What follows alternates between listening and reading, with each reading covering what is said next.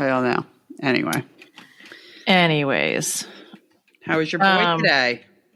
He was really good. I just brought him up and just groomed him and stuff. And I don't know, man, the brain on that horse is, I don't know what I'm waiting for necessarily, but he just, okay, there she is. I'll come up the icy driveway and stand quietly while I pull off your 2 blankets and be groomed with the air blowing up your butt. Yeah. I don't know. I just feel very lucky every time I work with him because he just likes being around me, likes interacting and doesn't seem to like. You're like, what is this? I know. I'm like, I feel very lucky. I'm just, winter sucks and it's impossible to get anything done. But if all I'm getting done is confirming my relationship with him, that's still something. Yeah, before this latest cold snap on like the windiest day in the world, I decided to fly my baby horse kite into the barn and put on her heavy for the first time ever. Oh, gosh. And it was so cold, her heavy was like hanging up on the wall and it was like frozen. It was crinkling. Oh no. Like it was like snap, crackle, pop. Because it's just crispy. Because I put it on her to try it on, but I don't know, it froze or something. And I was like, I might die getting this on her. And actually it was fine. Yeah. But I was just thinking, oh, this could go real bad. Oh, and I also feel because you're so cold and you're wearing like 6,000 layers, like doing anything is like impossible, right? So I was don't step on my foot because my foot will fall off. It's just going to fall off. But we were talking about that today. I was like, this is the time of year where it's always annoying when they step on you, but like in the cold, no. But I was trying to put his 2 blankets back on. So I've got the first one on and then I go to put the second one on. And I do this big motion. I'm going to heave it all the way over the top of him. Yeah. And I'm standing on the end of it. So I basically almost pulled it out from underneath of myself and fell underneath of him. Anyway, let's start this thing.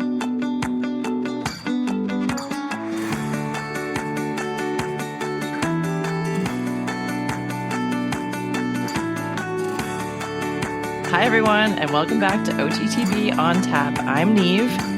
And I'm Emily. Hey, Niamh, what's on tap today?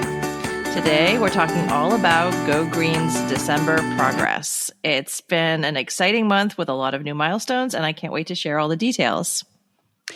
Before we get into the specifics, why don't you give us a quick recap? What were the major highlights from November, and how did they set the stage for this month? So he arrived mid-November, actually November 15th to be exact, and we let him settle into life at Castle Rock Farm. He's been really flat-footed about everything, including in the first week that he was on the farm, the local fox hunt, which leaves from basically the bottom of our property, came by twice. So baptism by fire. Yeah. Hope you Well, now like he hounds. just thinks it's normal. He doesn't know any different. Yeah, exactly. And what's neat is that he's down in the bottom barn, which is horses that are always closest to the activity. And I actually think that those horses don't care at all. Even the babies, like they're like, there goes the fox hunt. Yeah. Actually, maybe that's why Lexi's pretty good about it because she's seen it since day one. Really. Yeah, that's a good point, actually. Follow us for more pro tips, guys. Yeah. But just for November, we focused on groundwork, building his confidence in the basic things like learning to stand on the cross ties outside. He had his first farrier appointment.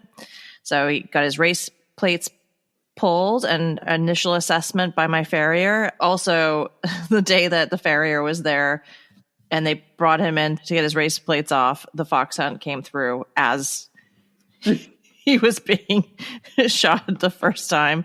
So that was fun. And I just did a couple of first rides to just assess if I thought he was going to be a good candidate for the RRP, following the guideline of allowed rides before December 1st. I think I sat on him twice before December 1st. Fitted him for a bridle, tried some of my tack on. He is very close to Gem, my event horse's size, so he's been sharing blankets and things like that. But he's got his own bridle, and unfortunately, my beautiful new Albion saddle does not fit him whatsoever. So we're on the hunt to find something just to get us through it while he builds his top line, and then we'll go from there. So yeah. Always fun. Yeah. The quest for the saddle fit on a rapidly changing back. Yeah. Well, let's talk training goals for December then. What were you hoping to achieve with Oscar in the month of December, now that training's officially open for the RRP horses? Yeah, I was really excited when December 1st came around because I felt like, all right, let's get into it. And then we had a late Thanksgiving this year. Yeah. So Thanksgiving happened. And then it was my Christmas. birthday. Right. And then it was my birthday. And then it was your birthday. And then it was Christmas. And Right. I get really busy with my portrait work this time of year. So I was finishing up a lot of client stuff, making sure I was meeting deadlines so that they could get their Christmas cards out. It's also the busiest time of year for my job in the city.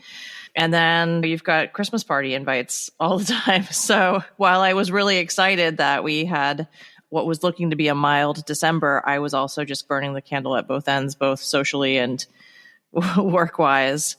But yeah, I just want to get a couple of proper first rides on him and install some of the basics. And how did that go? What do you mean when you say basics, Niamh? Hold on, I gotta tell us. I gotta pull up my soapbox.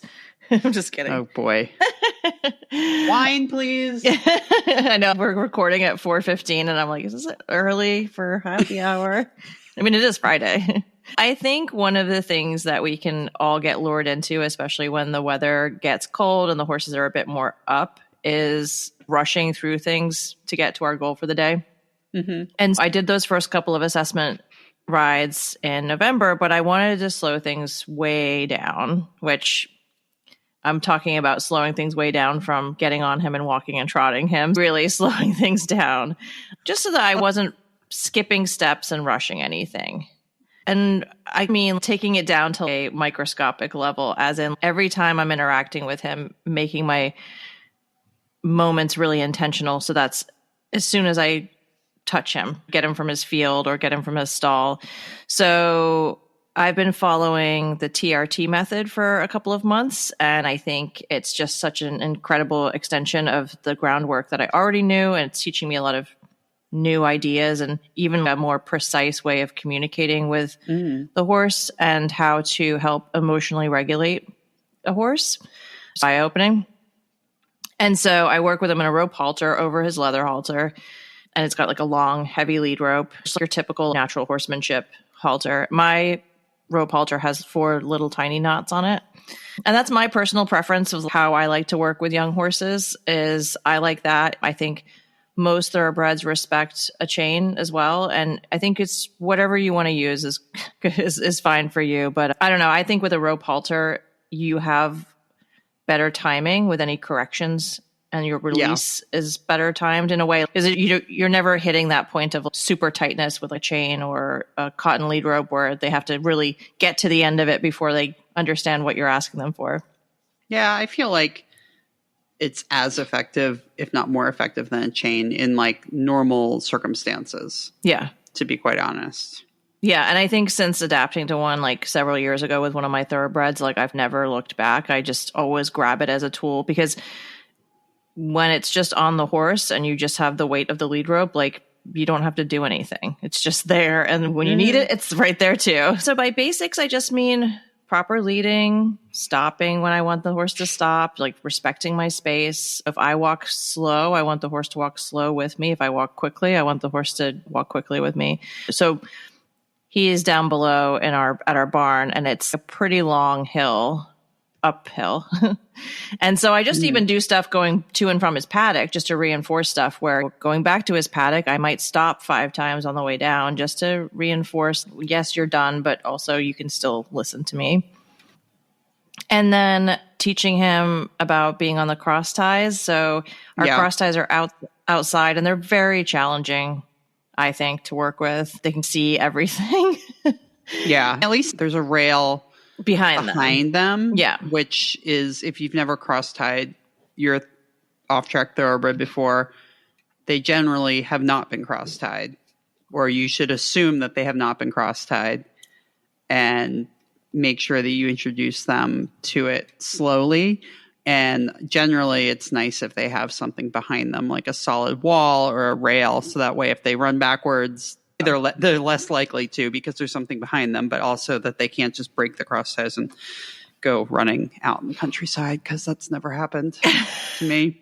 Or me. Mm-hmm. And it's a good point too, because I think a lot of times when you deal with trainers at the track, they'll say, oh yeah, he ties and this and that. And really what they mean is that the horse ties to a single tie in the stall and is tacked up that way. Usually with a hay net nearby. Yeah. So that can be a big one. And where our cross ties are, there can be horses coming and going behind them. Like I said, they can see everything. And so he's been pretty good on the cross ties, but then you have to up the ante by putting horses on either side of him. And then sometimes the horses come and go. And I like to try to make it so they don't have a chance to fail if possible. Right. I think thoroughbreds especially are just incredibly clever. They understand when you do things by repetition really well. And so I think that if you never it's what I was talking about with the TRT method, has this kind of theory that if you never let the horse get into fight or flight mode, you have more control over their emotional regulation. And that's going to make me sound a little touchy-feely, but I'd rather anticipate that the horse is going to do something worrisome on the cross ties and unhook one of the ties before letting them hit the ties and then see what happens. Inevitably, they're going to hit the ties. Something's going to scare them and they're going to do it. But at the same time, I think you can do a lot to set them up for success in that way. Yeah. So just walking away from them. Oh, I forgot something in my tack trunk. I forgot something in the tack room. Can I safely walk away from him and know that he can handle life by himself for a minute? And when you are starting off, you can have a helper there or just another set of eyes to just say, hey, I'm just running to the tack room. Keep an eye on him. So yeah, that kind of stuff. And then it's such basic stuff. We're talking about the real basics here, but they're so important. And it's stuff like this that you don't really think about when you're getting a new horse until you're like, oh crap. It has no idea what I'm trying to do with it here. And why is that? Because it knows a different language. Yes. Still knows how to horse, but just a little bit differently. Yeah. So. Yeah. And you just, I don't know. For me, I'm alone at the barn a lot. And so I think by skipping these steps, you end up with a horse that doesn't know how to control themselves without you restricting them in some ways. And that can be dangerous is the wrong word, but it can be a false sense of security because the horse has always had someone being like, no, you have to stay right there. I'm holding you. And it's just a lot of reinforcement, a lot of just constant reinforcement of if he steps forward too much on the cross ties and he's hitting the end of the tie, I just push on his shoulder and ask him to take a couple steps back and just continue what I'm doing. It doesn't have to be a big deal, but it's just that constant repetition of here's the right place. Here's where I'd like you to stand, you know? And then another thing I think that's a really good point to make for these horses coming off the track is that they're groomed probably in a different way at the track. I think each track probably has a different methodology when it comes to this. So don't be surprised when you get the horse home and it really does not like being curried, or some of them really like it. Again, your mileage may vary, but I find that they can be a little bit sensitive to grooming initially. And some of that is just because of how they're used to being groomed. And some of it's just body soreness. They just came off the track. Their body was used to eating one thing, doing one thing, and now you've changed everything. So I'm sure that they just want to crawl out of their skin a little bit. Yeah, they oftentimes just don't have any sort of a coat. So they're very kind of thin-skinned and just sensitive. And sometimes that never changes. Yeah. They don't love being groomed. Yeah. Off brushes. Yeah, exactly. And I just find that the best thing you can do is, even if it's just one brush that they really like, which strangely, Oscar is a little bit sensitive for grooming, but I bought this really stiff mud brush and he loves it. And you'd think that would be the worst brush to use on him, and he actually really likes it. But it's also like a nice way to get to know your horse a little bit. If you find after a month or two that they're still really sensitive in a particular area, that might be a good indication that maybe there's a little residual soreness there, and you might want to have your vet or body worker take a look or whatever. Another thing I'm big on is I have been the person to hold horses for the farrier for hours and hours and hours. So I really want my horse to respect somebody working underneath of them. So at the track, sometimes they have their feet picked out a little bit of a different way. They might pick out both feet from the same side, etc. I just try to make it really methodical. I try to encourage them to allow me to hold their foot up, and just basic stuff like don't pull your foot away from me because the farrier's not going to like that. I've also don't know if you or our listeners have ever seen a horse shod at the track, but it's way faster. It's like a pit crew. Way faster than what a typical sport horse farrier does. Yeah. And they don't know how to get steel shoes burned onto them. So that's a scary thing. Your farrier will never be upset with you for reinforcing the basics of holding their foot up, because actually this is a great point, because when he first arrived, he had his 4 racing plates on and he was walking out of his back shoes. And lo and behold, he sprung one of his hind shoes just enough that the clip was in an area where he could have stepped on it, and that would have been a real pain in the butt to deal with. Yeah. So my barn manager has a basic set of farrier tools, like a nail grabber and what are the technical terms? It's a nail grabber and a whoosy what's it? I don't know. She's got one of the things. Perfect. She's got one of the little pliers. You're like, I wish this was a video, because she's making lobster pinchers with her hand. She is. Anyways, she has some basic tools. It took the 2 of us with our very rudimentary knowledge of how to get this shoe off. With this, he was right off the track. We had to get him to hold his foot up while the 2 of us just fumbled around back there, and thank goodness we got the damn thing off. But also, her son's a farrier, so how does she not know how to pull off a shoe? I don't know. I was like, "You're gonna have to do it," and she's just, I'm not very good at this, and I'm just like, I don't see how that can be an excuse. It's probably why, because he usually does it. Yes, yeah. So just even in that experience, I was like, here we go.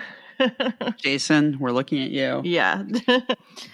So yeah, just basic stuff like that. And then what else did I do with him? I just taught him to lunge in both directions at the walk, trot, and canter. He also stands quietly at the mounting block to get on without a ground person, which is awesome. Not from the beginning, though. Not from the beginning, no. So we worked towards that, yeah. Honestly, he probably would have been okay to get on, but I think it's always safer for the first couple of rides to have a really good ground person and clipped on the end of a lead rope, because you just don't know. It's nice to have a smaller enclosure, like a round pen, too. Yeah, exactly. Ask us how we know. Oh, we free jumped him one day, and he was really cute about that. He's quite brave, and he learned about ground poles, and he's done a little bit of work in a neck stretcher and seems to very much enjoy stretching his nose down to the ground. That's good, because he's built and goes with his head straight up in the air. Yeah. So teaching him to stretch over his back and use himself, I think, is going to be a major unlock for him. Yes. And how is the actual tacking up and bridling going? Oh, yeah. So I would say the trickiest thing with him right now is bridling him. And part of that is because I've never met a horse like this in my life. He wants you to scratch his face all the time.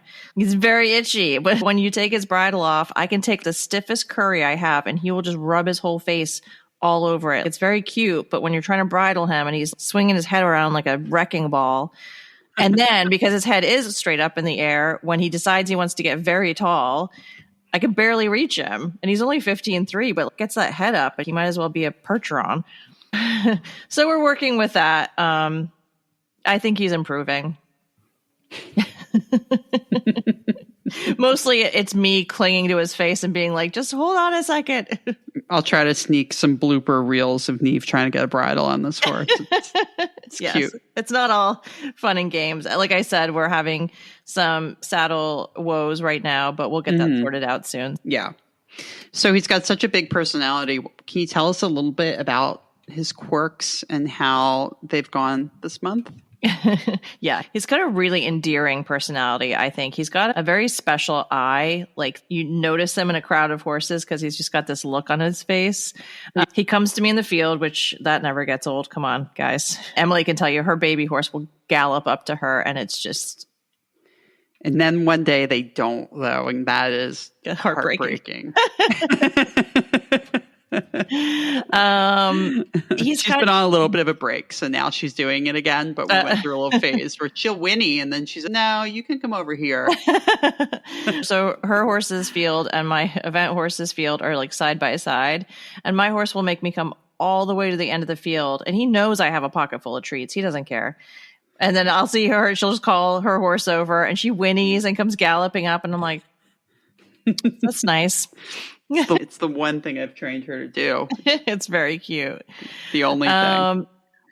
He's a funny personality because I find him to be very sweet, but man, I've never met a horse that can turn on a dime like he does. When he gets grumpy or grouchy, we were in the ring one day and we had a friend there with us, a little paint horse with us. And we were trying to take a nice photo of the two of them next to each other. And in one of the outtakes, Oscar just has his ears flat back. Yeah. It's just like such a Jekyll and Hyde kind of thing. I mentioned that he likes having his face scratched a lot. Oh, this is like the cutest thing. I probably won't think it's cute when I get knocked down for it in dressage, but he sticks just the very front of his tongue in between his teeth. And it reminds me of Charlie Brown or something, trying to concentrate with his tongue sticking out a little bit. It is really cute. It's very cute. I'm hopeful it won't get you knocked down. Marked down. There we go. That's the word. Because he's not flipping his tongue over and putting out the side of his mouth. No. It's maybe not even noticeable if you're on the far side of the dressage ring. You can see it from the front sometimes, I think. Yeah. But he's also very quiet with his mouth when you ride him. So he's concentrating and he's got to hold his little tongue like that. It is really cute. I haven't been able to get a good picture of it, but yeah, maybe tomorrow. All right. Next up, let's talk about his management. Any updates on his health and nutrition? Yeah, obviously I'm not sure what he was eating at the track, but I assume it was some high octane feed. So yeah. He gets, as a regular part of being at our farm, Purina Impact with gastric support. And then I learned with my last thoroughbred to really embrace the Tribute series of feeds, but I just use them as a top dressing. My old horse he wasn't a hard keeper. He was just a big horse that took a lot of management when it came to making sure he had enough calories for the energy that he was exerting and things like that. So you always wanted to stay a little ahead of the curve in terms of his weight and stuff like that, just to make sure he had enough that he could burn it off and not look thin or whatever. With Oscar, I'm using Tribute Calm and Easy and then Tribute K Finish. They're just high fat, high protein, no sugar. And I find that they just help coat and they just keep the horse looking good, honestly. You did get him at probably one of the hardest times of the year to get a thoroughbred. Yes. Right? Yeah. Right before it got super cold. Yeah. So not only are you dealing with all of the changes that he's going through, but also just it's cold. And they're cold and a lot more calories in that. Yeah, they do burn a lot of calories just trying to stay warm. And we're very lucky at our farm. They have basically free choice hay at all times. He also gets some U7 added as well for extra gut support. And then with him, and I did this with my last thoroughbred as well, but when I bring him into work with him, I soak alfalfa pellets and then this sort of chopped hay product called Triple Crown Stress-Free Fortified Forage. And he gets a little mash of that when he comes in. And I just think that they've had so many changes going on in their lives. It's a nice way to just coat the lining of their stomach before you ask them to do anything. And I'll do that even if he's just coming in to be groomed or anything like that, just as a part of our routine. And he gets a little treat before we do any work. So, yeah. Yeah. I think that's a good practice. I always, particularly with thoroughbreds, but I don't like to just bring them in from the field and put them on cross ties and start tacking them up. I think they really appreciate coming in, have a pee, first of all. And have a little bite to eat, whether they're ulcery or not, it can't hurt. Plus, it makes them happy to come in because they know they're going to get something. So it just sets you off, I feel, on a better note than just dragging them in from the field and throwing them on the cross ties and throwing a saddle on their back. Takes a little extra time, right? Yeah, but I've just built it until when I get there, I soak the feed for him and then I go get him. And then while he's eating that, I get all my things out. And what's nice about it too is that he has to come into a different barn in a different stall and just be by himself, which I think is another just good practice. And then speaking of being by himself, he got his first turnout buddy. So he's out with another thoroughbred who may be going back to the track soon. So he'll probably get a couple new friends soon. But his friend is quite attached to him. He is not attached to his friend, which is nice. Sometimes they get their first friend and they haven't had friends in years. And I'm not leaving them. Yeah. Instant besties. Really, instant besties. It does happen. So something to think about. Yeah. Sometimes it's nice if you can have 3 in a field for sure. Being that the other horse was just on a little bit of a break from racing and will be leaving soon, it's not as much of an issue, but it can sometimes be an issue if the other horse is somebody's riding horse and then the horse is getting worried and anxious. And again, it's just stable management stuff. You just have to keep an eye out. For sure. So moving on to our next little phase here. Horses always have a way of surprising us in real life situations. Did Oscar have any memorable moments this month? I think we've talked about how he has this very upright head carriage and he had this huge underneck muscle. Actually, I was noticing today, he looks a little weedy right now because he's just lost all of his condition. Yeah. But I was mentioning to my barn manager, look at his neck. He's let go of that under neck muscle. Oh, that's good. So he's got this pencil neck right now, but at least he doesn't have this bulging under neck muscle anymore. But so one of the things I taught him actually through TRT is to help release the tension in his neck. And so it was just this, you can do it on any horse and there's a bunch of different ways to do it, but basically finding a piece of tension in the part of the body that you're trying to release the tension in. And then you hold into the tension harder and then you let it go as the second the horse wants to give. And so he's taught himself now that when he gets tense and the head goes up, I can almost just touch his neck now and he'll just do it. I don't even have to do anything, but I started doing it on different parts of his body. And what's been cool is that sometimes I'll work with him when the horses are coming in from their field, it's dinner time, or there's a lot going on. I think that's a really good opportunity to reinforce cues like that, where you've done it in a quiet place. Now let's up the ante a little bit and see if we can do it when you're really alert. And then what's been really cool is that I started to teach him to do it under saddle, where I just put a little bit of pressure just in front of the withers. And it was really cool because you saw me one day doing it and you were like, yeah, I'm like, what are you doing? But it's night and day. He goes from giraffe to calm, and you can see his whole eye soften to lick and chew. It was like he was holding in a big breath and then he just suddenly let it out. Well, it's really cool. And I guess you learn something new all the time, right? Like I never would have thought of that as a cue to get a horse to lower their head, but I know, it's wild. It's really interesting. Yeah. So let's tie this back to the bigger picture, the Retired Racehorse Project Makeover, which takes place in October of this year. How did the December work align with your preparation for that event? In a perfect world, it wouldn't be 20 degrees and there wouldn't be snow on the ground. And I'd be been rough. I'd be riding up to the ring and walk trot cantering. But it's just been so hard to piece together a couple of days in a row to really make that happen. And again, I don't see the sense in rushing him. I know he can walk trot canter. That's not a problem. But we have conquered riding to and from the ring, which has been cool. We've had some nice walk trot rides where he's shown me some glimmers of brilliance, I think. And then we've just been doing some slightly more complicated work in the round pen that you've actually been helping me with to help install better steering aids and some reinforcement of stop and go and things like that. Yeah, we actually have some video of that work that hopefully we will be releasing as well, so you guys can check it out. Just some different cues about how to think about. Everyone talks about the half halt, but how do you actually teach a horse to learn how to do it? And how do you get the feel as a rider to learn how to do it? So we have some tips for you there. And then also steering. When you get on something that doesn't have any steering, has no steering, and it's like a wet noodle, what do you do? Yeah.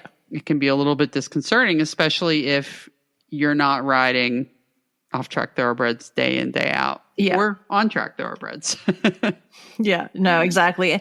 And it's tough too. We were actually making this point the other day. When you're riding a horse that doesn't have great steering, the best thing you can do is ride them forward. But it's very difficult to ride them forward if you can't trust the steering, right? And then if you're in a round pen, it's hard to make that. You're in a safe place, but it's harder to get them going forward because they're always turning. So you're running around in circles. That pun was not intended, but yeah. No, I think slowing everything down, particularly when the ground is partially or maybe totally frozen, or let's say it's super hot and it's summertime, there's a lot that you can do without actually going at speed to set yourself up for success when you get there. Yeah, for sure. And I think there's a really nice horse in there, and I'm just really excited to help bring him along. He's okay. He's all right. So do you have any benchmarks or timelines that you're aiming for in the upcoming months? Like we were just saying, I think you've just really helped me appreciate the milestones that we've accomplished so far. Sometimes you'll just look at me and you're like, you did great today. And I'm like, what did I even do? I just went to the ring. But it's so easy to think that you should be further along. I think Chelsea talked about this too. It's hard not to look around at other people that have hopeful RRP horses and think, gosh, I wish I was in Florida or whatever. Yeah, they're like cantering around jumping and you're like, how, what? I'm like, how am I going to get there? But I can say that sometimes it's just good to take stock of everything that's going so far. I really like how engaging he is. He seems more and more in tuned and connected to me. And I just want to keep reinforcing all of the stuff he knows how to do already. Just keep telling him he's done a great job, celebrating all of the things that he knows. And every time he learns something new, really celebrating that. And we can add complexity and expectations as we go along. Yeah. And right now I want to feel like I can send him forward and straight. And I think a lot of the other stuff is going to work itself out. I think once I get into the space where I can ride him that way, just the rest is going to come a lot easier. Yeah. And I think watching you work with him, you've definitely gained in confidence, even in the few rides that you've been able to do, where I know you can tell maybe you're not going quote unquote forward enough, but it's still, he's still tracking up. He's still going forward. Yeah. He's not petering out so much. So from the ground, I think it's a different perspective than when you're on them, for sure. Yeah. And Emily said he is a bit of a noodle too. So I am excited about that in a way, because I feel like he's going to be really fun, like feeling throughout his body once he understands how to bend around his rib cage and things like that. Right now, it's just a bit more of you turn his nose and the body just goes in one direction and everything else goes in another direction, but we'll get it. Yeah. So are you happy with how everything's going so far? Yeah. When you're in a climate like ours right now, you just have to be okay with going slow and also not rushing. And those sound like two of the same things, but they're different in my mind. And I think he's got a nice sense of who he is as a horse. I think he's got a little bit of an ego, and I think it's going to be cool to see how that comes out over time. So the big question is, how is your RRP makeover application going, Niamh? After our last episode with Chelsea, it really got me going. I got into the portal. I'd already made my profile in there. So on the RRP site, there's a place where you can make a profile. And what's actually really nice about it, and they must know how horse people work, basically, but you can go back in, and anytime you make a change, it just auto saves. And so you can stop and start it as many times as you want. You don't have to sit down and get it all done and then send it in. So I'm having a little bit of a hard time worrying that I don't have enough on paper results to really be a standout, but I'm hoping that I can do a good enough job explaining my hands-on experience and how it applies to off-the-track thoroughbreds to make myself sound competent.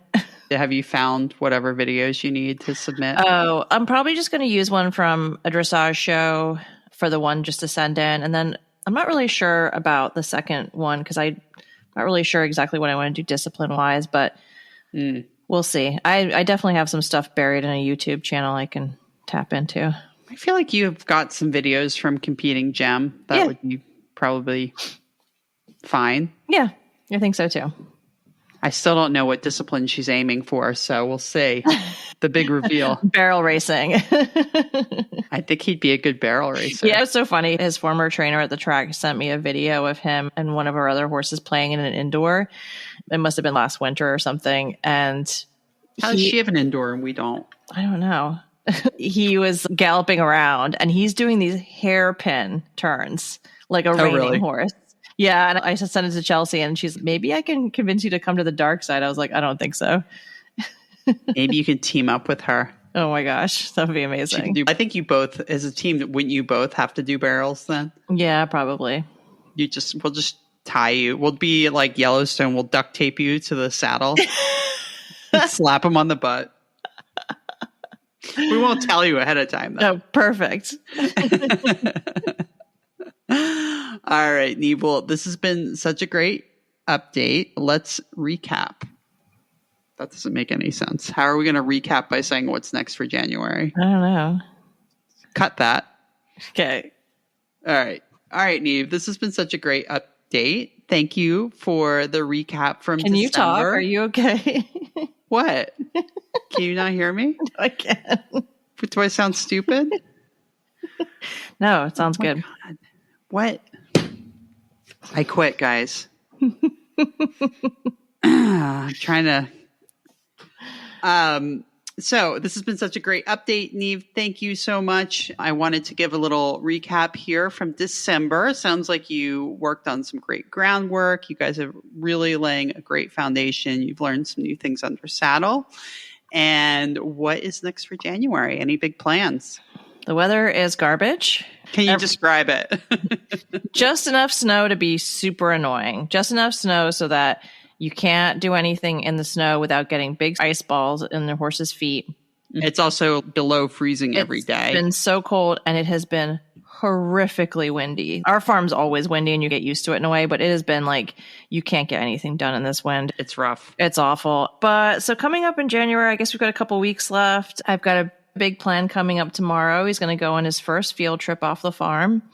He is going to go over to a local indoor and we're going to have a lesson with Sally Cousins, who is amazing. Hi, Sally, if you're listening. Hi, Sally. we can recap and see how this goes. But I'm really excited for Sally to meet him. I basically told her, do you have a spot for a horse that's never been off the farm and just came off the track and I've only walked and trotted it? And she was like, yep, bring him over. We're going to be there with another not young thoroughbred, but another thoroughbred that's very recently off the track and has had very limited experience. So it's probably a perfect little outing for him. It's a barn that I feel very comfortable going to. And I've got a couple of ground people helping me. Emily is going to be there. I will be there to take video. And honestly, and offer support. Yeah, mostly it's just about him going to a new place, going on his trailer ride. We'll see. I have no expectations for him except for just to go and try. And he's he's been great at that. And I feel like I'm mentally in a good place to give him a good confidence inspiring. Yeah. So and to be honest, you haven't shipped him anywhere yet. So even that is a good test. Usually OTTBs are good shippers, but we'll find out that. And he's got a buddy to go with, so that's always nice. And it'll be easier getting the bride along because he'll be in the trailer and he won't go anywhere. We need to get you a stepladder. Yeah, I know. And then we're going to go from there. We're just going to keep on building. I feel like January is going to be a little bit of a wash, but I do think if the snow will melt, we'll be able to start building on what we've already been doing. It sounds like you're building a great foundation. It sounds super exciting. Listeners, make sure to subscribe and follow along as we continue Oscar's journey. And if you have questions for Niamh about her training methods or Oscar's progress, send them in to us for the next episode. Ooh, that would be super fun. Please send some hard questions, and we won't tell her what they are ahead of time. We should have a code word for the email subject line, something that Niamh would never open, like hamburger. Is the subject line of your email. Why would I not open that? Oh, because I told you not to. Because you told me not to. So those will be the secret No, questions. You know what it says? It says spreadsheets. Yes. Send your question with the subject line spreadsheet to OTTBontap@gmail.com. And then I will keep them secret And we will spring them on Niamh in the next episode. I love it. So until then, thanks for tuning in. If you like what you heard, if you like what you heard today, oh my God, stop. What's funny is that people have commented about how much they like the rapport between the two of us. And I was like, I don't know. I just feel like we're cartoon characters. We are. We are. Oh my God. That's the third time you've come. I'm going to do it again. So please don't. Someone needs to do a caricature of us. I don't want to see it though. There's some crazy flattering caricature. Only. No, there's some crazy caricature guy that I keep seeing on Instagram, and he just videos the reactions of the people that he does the caricatures for because they are out of control the way that he draws people. And it's so funny. Oh my God, that's your little dumpster fire. Yeah, isn't it cute? It's so cute. I have a little crocheted dumpster fire at my desk. It's very appropriate. All right. Do you want to do the outro, Niamh? Jesus. I'd love to do that outro if you just stop talking. If you like what you heard today, please leave us a 5-star review on Apple Podcasts. You can follow OTTB on Tap on Instagram, Facebook, and TikTok, and also sign up for our newsletter and bonus content at www.ottbontap.com. We love hearing from you. Also, we have brand new stickers that are going to be coming. If you leave us a review, you can get stickers. Yes, beer-related stickers. Yeah. And there's a surprise design that nobody saw. It's only going to be up for another couple weeks, I think. Yep, end of January. Get them while you can. All right, until next time. Cheers. Cheers.